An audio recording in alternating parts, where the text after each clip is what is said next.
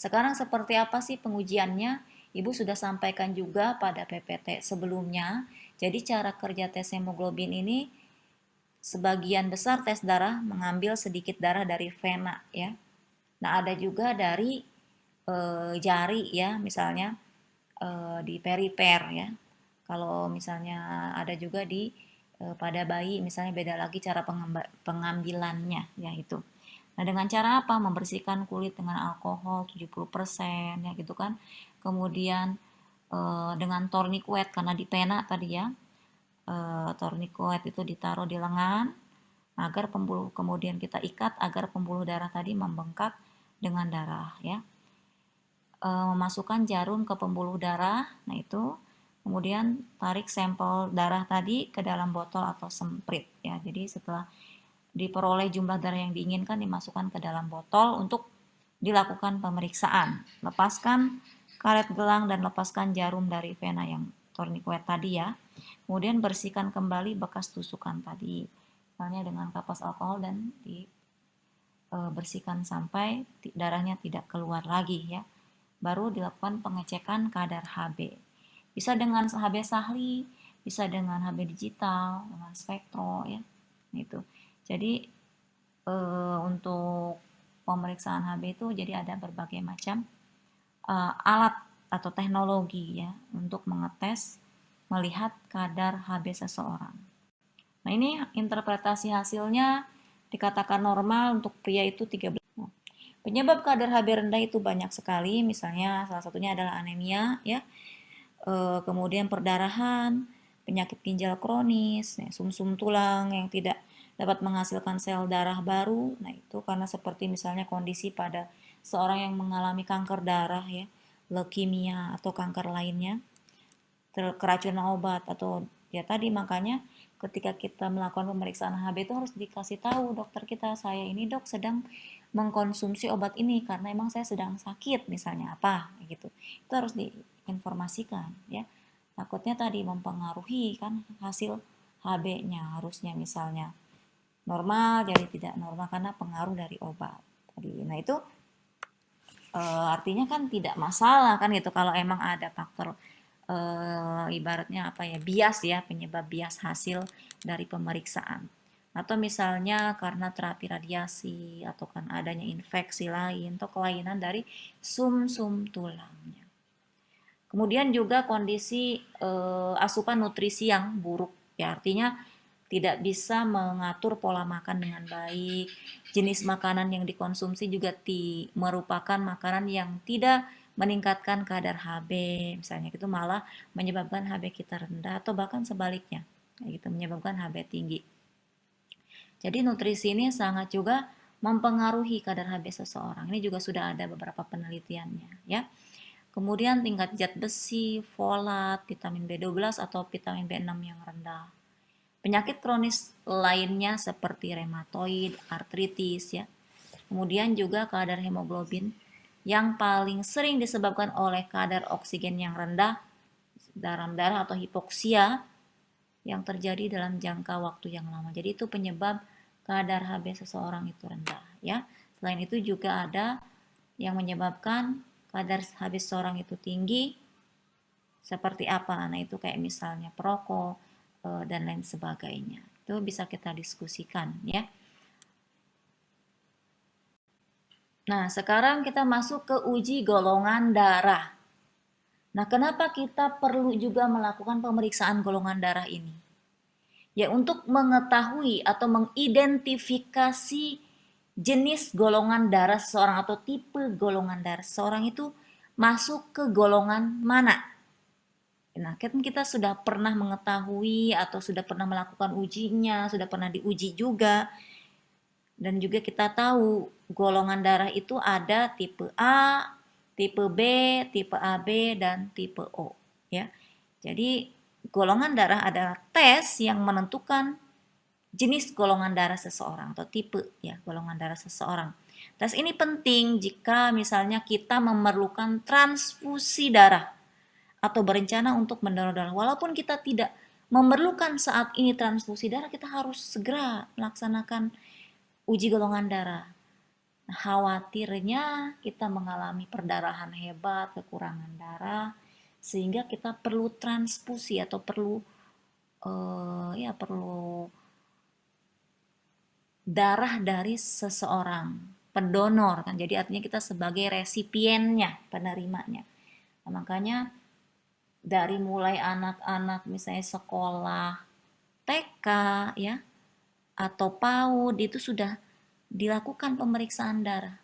Atau bahkan mungkin ada yang ketika lahir, biasanya di beberapa pelayanan kesehatan gitu kan, itu ada pemeriksaan yang lengkap ya untuk bayi baru lahir itu ya, selain dari kadar hemoglobin juga biasanya untuk melihat jenis atau tipe golongan darahnya kayak gitu. Karena tadi kalau takutnya ada kecelakaan, perlu transfusi darah kan, kemudian misalnya juga kita karena perdarahan atau penyakit lainnya yang membutuhkan darah dalam jumlah yang banyak kan gitu. Kayak gitu ya, atau berencana untuk melakukan donor darah juga kita harus tahu jenis golongan darah. Tidak semua golongan darah cocok. Nah, itu kenapa? Nah, karena tidak semua golongan darah cocok. Jadi penting kita mengetahui golongan darah kita sendiri ya. Menerima darah yang tidak sesuai dengan golongan darah juga bisa menyebabkan respon imun yang berbahaya bagi tubuh kita. Karena kan itu sesuatu yang masuk ke dalam tubuh adalah zat asing kan, antigen yang akan dikenali oleh antibodi kita. Jenis golongan darah sendiri, jadi golongan darah itu ditentukan oleh jenis antigen yang dimiliki oleh sel darah merah kita ya di permukaan. Antigen merupakan zat yang membantu tubuh untuk membedakan antara selnya sendiri dan sel asing yang berpotensi berbahaya. Jika tubuh kita mengira sebuah sel itu asing, ia akan menghancurkannya dengan fagositosis, ya, limfosit, makrofag, dan lain sebagainya yang sudah pernah Ibu jelaskan di materi imunologi. Ya. Sistem golongan darah ABO mengelompokkan darah menjadi salah satu dari 4 kategori. Ada tipe A, itu memiliki antigen A pastinya, tipe B memiliki antigen B, tipe AB memiliki antigen A dan B. Tipe O, nah ini, artinya kosong O itu ya, tidak memiliki antigen A atau B. Nah, itu adalah tipe-tipe dari golongan darah ya. Nah, jika darah dengan antigen yang tidak kita miliki memasuki sistem tubuh kita, maka tubuh kita akan membuat antibodi untuk melawannya. Karena itu dianggap sebagai musuh gitu kan. Ada musuh yang akan masuk ke dalam tubuh. Itu antibodi sudah siap. Apakah ini zat asing ini berbahaya atau teman bagi antibodi tersebut? Nah, itu nanti akan dikenali oleh antibodi kita yang ada di dalam tubuh kita.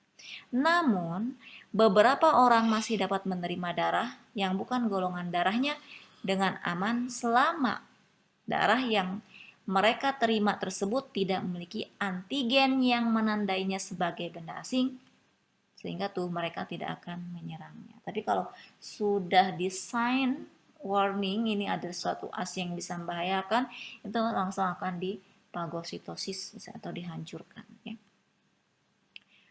Nah, biasanya kalau pada saat donasi, yaitu donaturnya itu harus dicek lagi biasanya sama pemeriksa darah ini ya, atau ditanyakan, nah apa jenis golongan darah Anda kan gitu.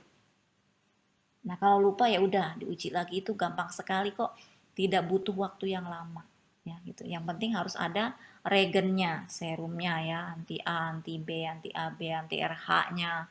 Nah, kemudian juga kartu golongan darah, atau misalnya kalau tidak ada pakai gelas objek atau kaca objek ya, dan pengadu. Ya. O itu orang dengan golongan darah O dapat mendonorkan darah kepada siapa saja karena darahnya tidak memiliki antigen kan gitu. Namun mereka hanya dapat menerima darah dari individu tipe O lainnya karena darah dengan antigen apapun dianggap asing, karena kan O tadi tidak menyantikan antigen A maupun antigen B. Nah, gitu ya. Nah, kalau golongan darah A, sorry ya ini salah ketik Ibu. Golongan darah A Individu tipe A dapat menyumbang kepada individu tipe A dan tipe AB lainnya. Nah, ini ya. Jadi dia bisa mendonorkan darah ke A dan AB. Individu tipe A dapat menerima darah hanya dari individu tipe A dan tipe O lainnya. Nah, itu ya. Jadi tipe A ini bisa mendonorkan ke A dan AB, tapi dia hanya akan menerima dari A dan O. Tuh. Kemudian kalau B itu dapat mendonorkan ke individu B dan AB. Dan B dapat menerima darah hanya dari B dan O, ya. Nah, kalau AB dapat memberikan darah hanya kepada AB saja, tetapi dapat menerima darah dari jenis apapun. Nah, itu. Jadi ini kita harus mengetahui ini karakter-karakter dari tipe-tipe golongan darah supaya tadi tidak ada yang menolak. Nah, walaupun tadi ada teorinya bisa menerima, tapi berapa persen yang menerima itu kah 1 dari 1000 kan gitu, kita belum tahu. Nah, jadi harus tetap kita melakukan tes golongan darah untuk mengidentifikasi tipe golongan darah kita itu masuk tipe mana. Oke?